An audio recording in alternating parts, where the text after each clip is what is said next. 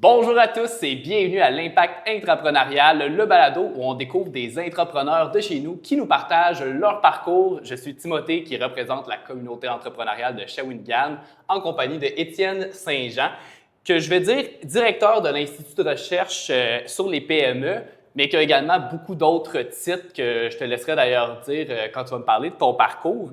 Merci Étienne d'avoir accepté notre invitation, de venir partager un peu ta vie et ton opinion, ton expertise sur l'entrepreneuriat et surtout l'intrapreneuriat. Ouais. Donc, Merci Timothée. Ça fait plaisir. Ça va bien aujourd'hui? Oui, super. Excellent. Donc, Étienne, quand j'ai consulté ton LinkedIn la première fois, j'ai été impressionné de voir la quantité de jobs que tu occupes en même temps. Oui. Je me suis permis de même pas toutes les dire dans le titre. En fait, qu'est-ce que tu fais en ce moment? Quelles sont tes différentes fonctions? Oui. Bien, d'abord, je suis professeur à l'Université du Québec à Trois-Rivières, professeur en entrepreneuriat depuis une quinzaine d'années. Puis, je suis également directeur de l'Institut de recherche sur les PME, comme tu le mentionnais. Puis, je suis également titulaire de la chaire de recherche sur la carrière entrepreneuriale. Fait que plusieurs chapeaux en même temps. Ça doit faire un horaire très occupé, ça. Quand même, quand même. Puis qu'est-ce qui t'a mené, en fait, à avoir ces différents postes-là? Au sein de l'université, en fait, comme prof en entrepreneuriat, on a différentes opportunités pour faire de la recherche en particulier. Donc, la chaire est devenue un peu naturelle à partir du moment où j'étais particulièrement engagé à faire de la recherche en entrepreneuriat PME. Puis directeur de recherche sur les directeur de l'Institut de recherche sur les PME. En fait, mes collègues, on se cherchait quelqu'un pour prendre la relève. Alors, ça m'a fait grand plaisir de m'investir pour le collectif pendant 3 années. Mon mandat se termine maintenant. Fait qu'on va être 2 co-directeurs pour la suite dans les 2 prochaines années. Fait que, une forme de transition, c'est ça, pour les prochaines années. Puis ça semble tout bien cohabiter, justement, parce que c'est tout. On baigne dans l'entrepreneuriat, dans l'étude. Puis, justement, toi, comment t'en es arrivé à être autant intéressé par la recherche sur les entrepreneurs? Bien, moi, en fait, c'est un naturel. J'ai toujours aimé l'entrepreneuriat. J'ai déjà été entrepreneur moi-même par le passé. Fait que j'ai toujours adoré les entrepreneurs. En fait, quand j'ai fait mon bac ici à l'UQTR, il n'y avait pas de concentration d'entrepreneuriat, mais il y avait une maîtrise en gestion des PME qui touchait à l'entrepreneuriat. Alors, quand je suis revenu faire une maîtrise, là, j'ai vraiment pris goût à la recherche en entrepreneuriat PME. Je me suis dit, je peux allier 2 passions, faire de la recherche et travailler avec des entrepreneurs toute ma carrière. Alors, j'ai poursuivi au doctorat, puis ça ne s'est jamais tari, cet intérêt-là, pour l'entrepreneuriat. Puis c'est quoi l'entreprise que tu avais, par curiosité? J'avais une entreprise, en fait, j'en ai eu quelques-unes. J'ai eu une entreprise de nettoyage, ça s'appelait Nettoyage Mauricie. On était dans entretien ménager, nettoyage de tapis, commercial, ainsi de suite. Wow. Puis, c'est ça, je m'occupais aussi, je faisais des revues de presse pour le gouvernement, des ministres et tout ça aussi, parce que j'étais aussi distributeur de la presse, le Nouvelliste et plusieurs autres quotidiens. Fait que j'avais les nouvelles régionales en primeur parce que le camion débarquait littéralement à 3 heures du matin et les ministres à Ottawa voulaient, par exemple, savoir c'est quoi les nouvelles régionales qui étaient pour être publiées. Alors, à 3 heures, 4 heures du matin, je faisais des coupures de presse, j'envoyais ça par fax à l'époque aux ministres qui pouvaient suivre l'actualité régionale. Fait que quand ils se levaient le matin, là, puis là, ils regardaient un peu les nouvelles, bien, j'avais tout préparé ça. Fait que c'est vraiment un concours de circonstances. J'ai allié, c'est ça, la distribution. Je me suis dit qu'il y a une opportunité pour transmettre de l'information. Fait que voilà. Puis je me doute que tu as dû faire ça quand tu étais jeune, d'un, parce que tu te levais à 3 heures du matin, puis le fax aussi, ça te donne un indice. Absolument. Quoique dans le domaine de la santé, le fax existe encore, mais... Absolument. Est-ce que tu as un moment clé, justement, dans ton parcours où est-ce que tu as identifié ta passion? Ou est-ce qu'il y a eu un cours en particulier que tu as fait que tu t'es dit « Wow, OK, je me vois faire de la recherche ». Est-ce que ça s'est passé pendant que tu avais une entreprise? Bien, pour faire de la recherche, c'est pendant ici la maîtrise à l'UQTR, je devais faire un mémoire de recherche. J'avais aucune idée c'était quoi faire de la recherche. En fait, quand on pense à faire de la recherche, souvent on pense au cerveau blanc dans un laboratoire à faire avec des éprouvettes. Mais c'est quoi de la recherche en entrepreneuriat PME? J'avais aucune idée. Puis je me suis mis donc à en faire parce que je devais le faire pour mon mémoire. Puis là, j'ai comme réalisé que c'était dans le fond apprendre un peu d'un point de vue théorique, c'est quoi un entrepreneur, c'est quoi une PME. Mais c'est pas juste ça. Ça veut dire aussi aller sur le terrain, terrain, parler avec des entrepreneurs, puis traduire leurs mots, traduire leur vécu dans des concepts pour que la communauté académique comprenne c'est quoi leur réalité. Fait que ça, je trouvais ça fantastique parce que j'étais par le passé un entrepreneur, j'adorais les entrepreneurs, j'aime ça parler avec eux, j'aime ça les rencontrer. Fait que de comprendre ce qu'ils vivent, d'être capable de mettre ça dans des mots savants là, pour la communauté académique, je trouve que c'est comme un rôle de traducteur, fondamentalement. On traduit un peu ce que les entrepreneurs vivent, on essaie de rendre ça intelligible, pas que c'est pas intelligible, mais d'un point de vue théorique. Fait que je trouve que c'est vraiment fantastique. On navigue dans les deux mondes, puis pour moi, ça me plaît parfaitement. Et pour avoir déjà expérimenté, avoir été là dans une de tes conférences, avant j'accompagnais justement des futurs entrepreneurs, je trouvais que c'est des outils vraiment pertinents qui m'aidaient vraiment beaucoup justement à mieux comprendre ma clientèle. Puis je dois avouer, j'adore rencontrer des entrepreneurs également. Je peux comprendre pourquoi c'est des êtres souvent qui sont fascinants, qui ont une façon de penser différente. Donc, Absolument. Je suis capable de comprendre pourquoi ça t'a accroché. Puis, qu'est-ce qui rend, selon toi, justement, l'étude de l'entrepreneuriat, ou plus spécifiquement des carrières entrepreneuriales, aussi fascinante et pertinente aujourd'hui? Oui. Bien, en fait, moi, je trouve au niveau du marché du travail, il y a beaucoup de choses qui changent en ce moment. En fait, dans les 20 dernières années environ, il y a eu un grand engouement pour l'entrepreneuriat puis pour la carrière entrepreneuriale. Et ce qui fait que pour les organisations aussi, c'est d'avoir plusieurs personnes qui pensent de manière un peu différente, qui ont le goût d'innover, qui sont proactives, qui ont le goût de cette autonomie-là de la carrière entrepreneuriale. Quand ils arrivent dans un milieu de travail, les employeurs doivent s'adapter, mais en même temps, c'est une forme d'opportunité pour les entrepreneurs parce que d'avoir des gens qui sont autonomes, qui ont le goût de mettre en place des projets, qui ont le goût, bien, il faut que l'entreprise puisse canaliser cette énergie-là, puis pour s'assurer que tout le monde collabore. Donc, je trouve que c'est particulièrement pertinent. On le voit, il y a de plus en plus même ce qu'on appelle de l'entrepreneuriat hybride dans le jargon ou des flexipreneurs. Il y a vraiment une très grande quantité de gens qui sont dans cette situation-là. Ça prouve un peu l'idée, c'est que les gens sont ils veulent avoir la stabilité souvent d'un emploi salarié, mais en même temps, ils veulent aussi relever des défis, ils veulent s'accomplir, ils veulent réaliser des choses. Alors, ils démarrent un projet entrepreneurial en parallèle. Souvent, les deux cohabitent longtemps. Des fois, c'est en attendant de partir en affaires et des fois de revenir au salariat. Fait que les gens naviguent dans ces univers-là parce que ça leur plaît. Donc, ça, on l'observe depuis une vingtaine d'années. Il y a de plus en plus de gens dans cette situation-là. Fait que je trouve ça particulièrement intéressant d'étudier ce phénomène-là.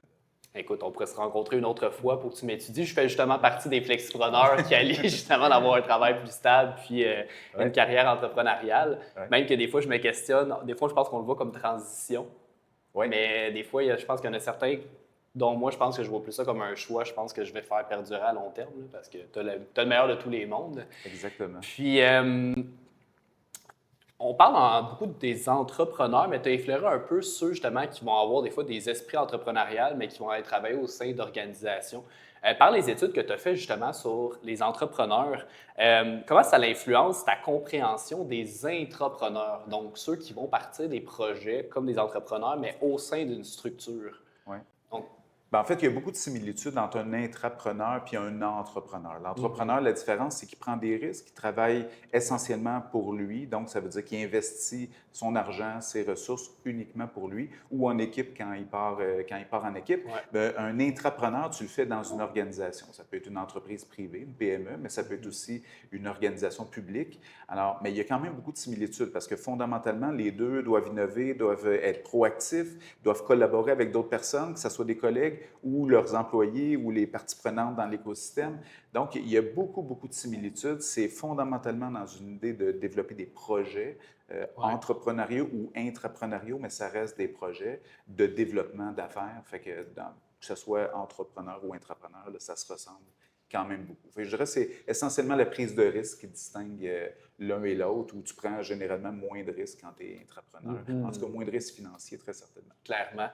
Puis, de ce que tu as remarqué sur le terrain, c'est quoi les 3 valeurs entrepreneuriales les plus cruciales pour qu'un individu s'épanouisse en tant qu'entrepreneur au sein d'une organisation?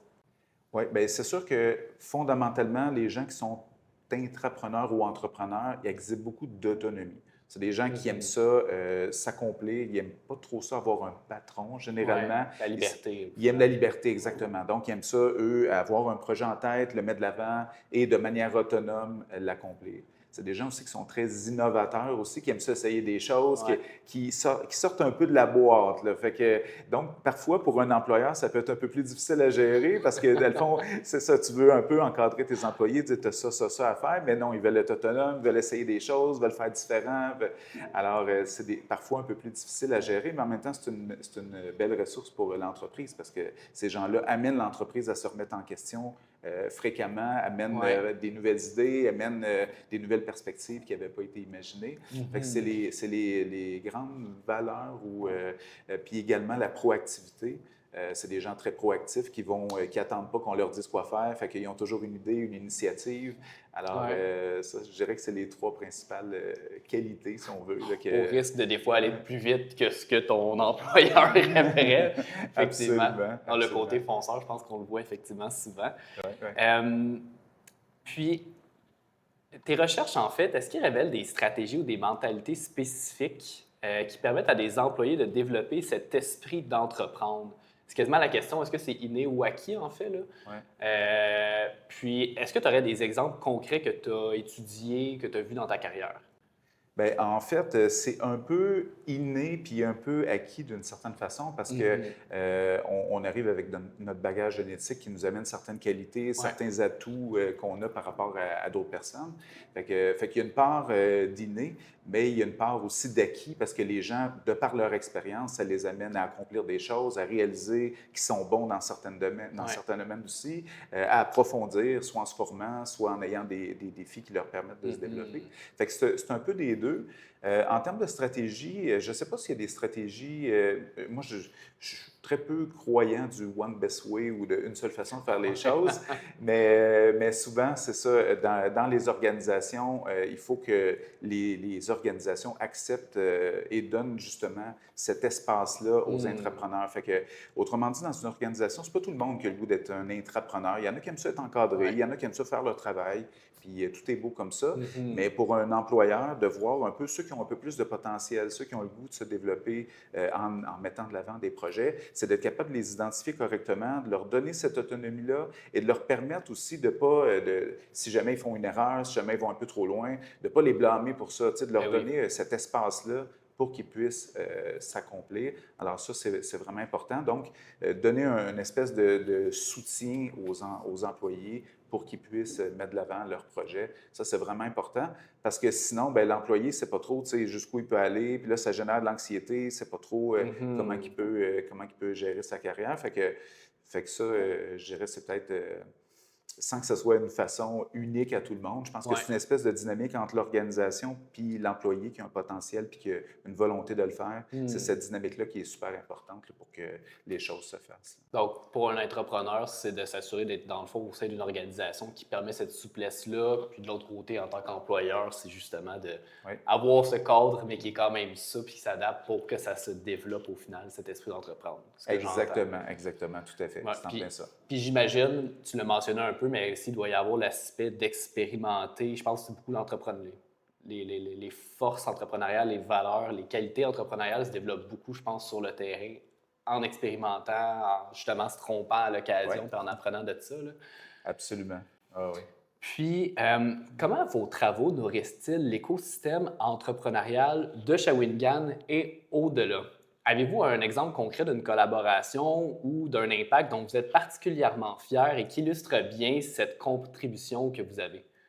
Bien, écoute, il y en a plusieurs exemples, mais tu sais, il y a quelques années, dans le rapport du Global Entrepreneurship Monitor, c'est un rapport qu'on publie à chaque année qui fait le portrait de l'activité entrepreneuriale au Québec.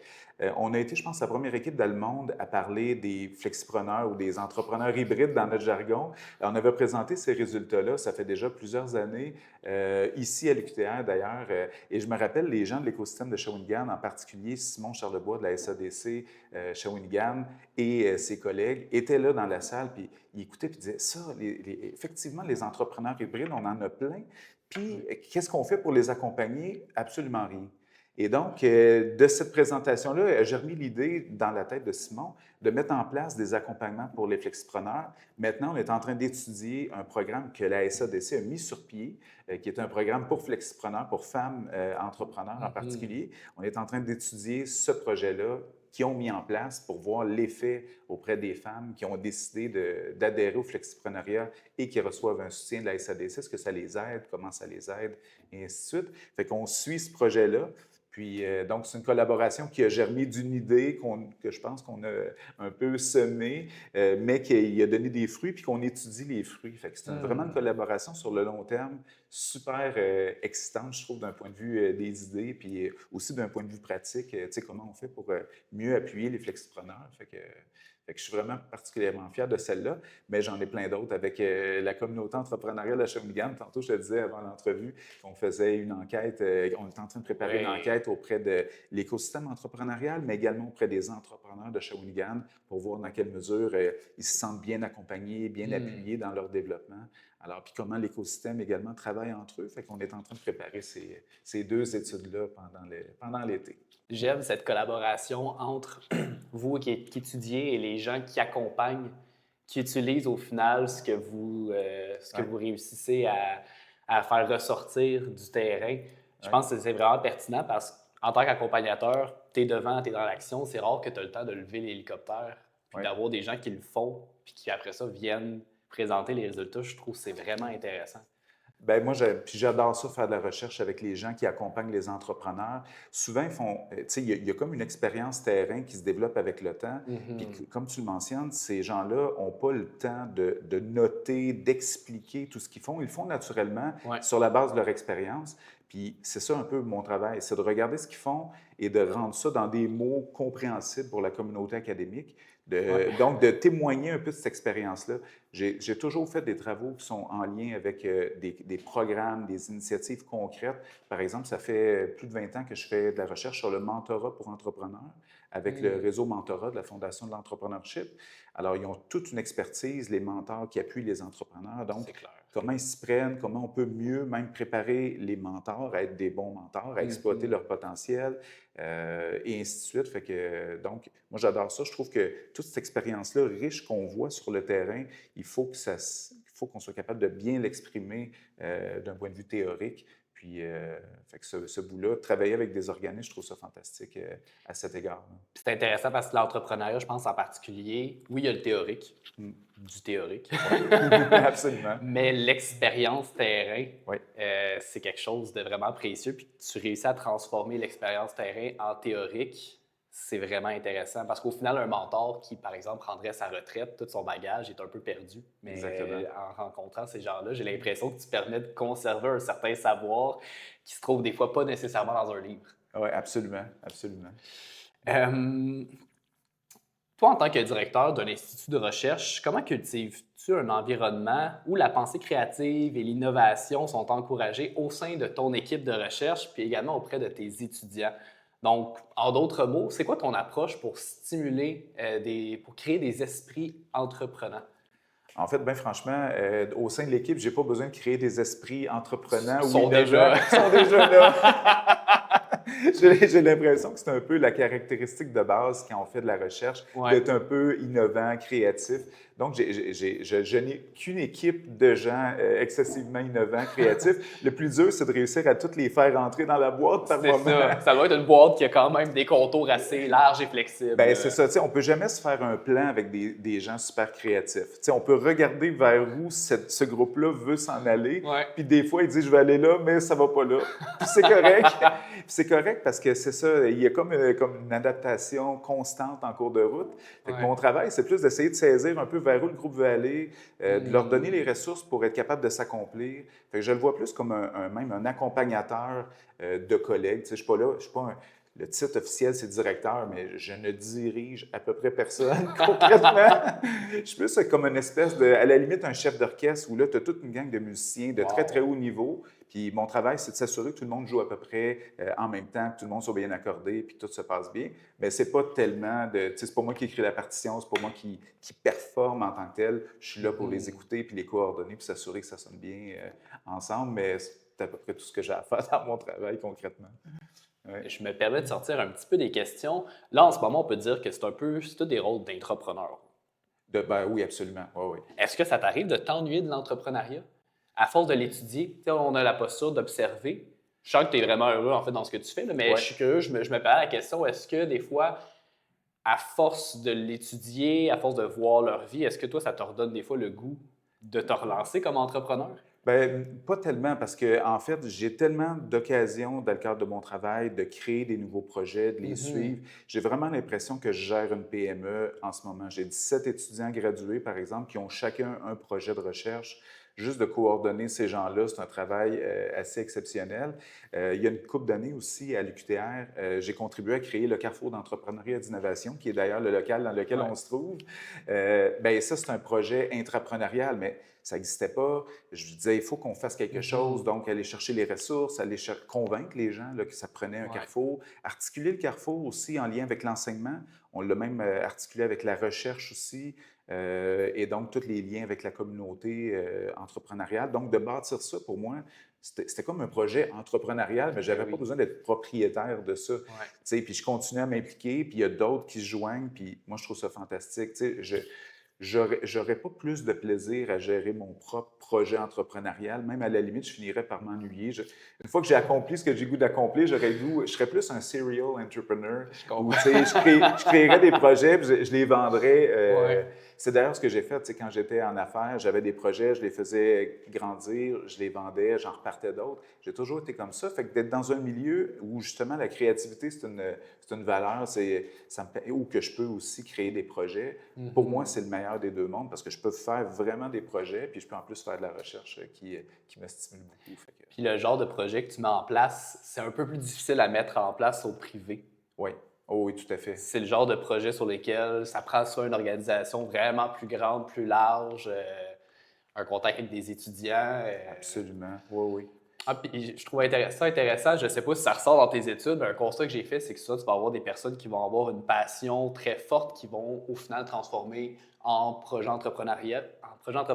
Tu en as d'autres qui aiment l'entrepreneuriat pour l'entrepreneuriat, Oui, qui aiment le plaisir, le processus de création. Je trouve absolument. ça intéressant de voir que tu tombes dans cette catégorie-là. Ça fait bien avec ton mandat qui, au final, tu touches à plein de projets entrepreneuriaux en étant un accompagnateur. Là. Donc, Oui, oui, absolument. Absolument. Puis, tu sais, il y a des entrepreneurs, tu sais, il y en a qui veulent faire de l'argent. Tu sais, on le voit, les grands entrepreneurs, des fois, tu sais, ouais. ils veulent accumuler de la richesse. Moi, je ne suis pas du tout dans une logique comme celle-là. Tu sais, à la limite, d'en avoir assez pour vivre, ça va. Mais je ne Mhm. suis pas dans cette logique-là de gain. Tu sais, j'aime ça, créer quelque chose pour que la communauté, dans le fond, s'enrichisse d'une certaine façon. Fait que, à l'université, d'avoir le Carrefour, je trouve que c'est enrichissant pour l'université d'avoir cette ressource-là. Fait que pour moi, je suis pleinement satisfait. Tu sais. Fait que, D'avoir un impact intrapreneurial. voilà, exactement. C'est en plein ça.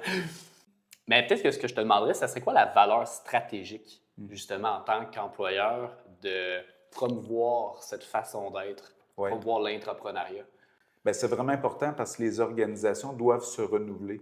Mm. Évidemment, tu sais, je dis ça puis j'enfonce presque une porte ouverte parce qu'il y a tellement de choses qui bougent, il y a tellement de choses qui évoluent que Ouais. les organisations doivent être capables de maintenir, de se réorienter d'un point de vue stratégique. Et pour ça, ça implique généralement d'innover, de trouver des nouveaux marchés, d'améliorer les processus à l'interne.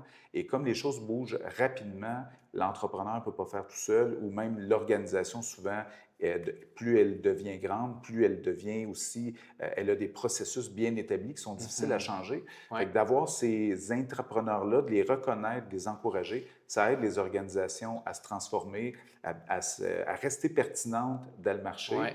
Puis les entreprises qui ne réussissent pas à faire ça, c'est souvent celles qui, avec le temps, finissent par un peu scléroser, puis donc avoir un peu moins d'attrait. Puis on le voit souvent avec des PME, des dirigeants qui ont démarré leur entreprise, ça fait 20, 25, 30 ans qu'ils dirigent l'entreprise, ils n'ont pas laissé beaucoup de place aux autres, puis on voit des fois l'entreprise, les marchés commencent à décliner, il y a des concurrents qui deviennent un peu plus solides, Ouais. puis là, ça devient difficile parce qu'il veut vendre son entreprise, mais là, celui qui va racheter va devoir mettre les bouchées doubles pour réorienter son entreprise, mais d'avoir constamment des intrapreneurs, de les encourager à collaborer au processus stratégique, c'est ça qui aide les PME à rester pertinentes. Eh bien, merci beaucoup, Étienne. J'ai trouvé ça vraiment enrichissant, super intéressant de t'entendre. J'avais un très bon feeling. Toi étant un expert en entrepreneuriat, j'étais convaincu que tu avais plein de belles choses à nous apprendre. Si on veut suivre un peu les activités justement de ton institut, de ta chaire de recherche, c'est quoi les meilleures façons d'être à jour avec vos études?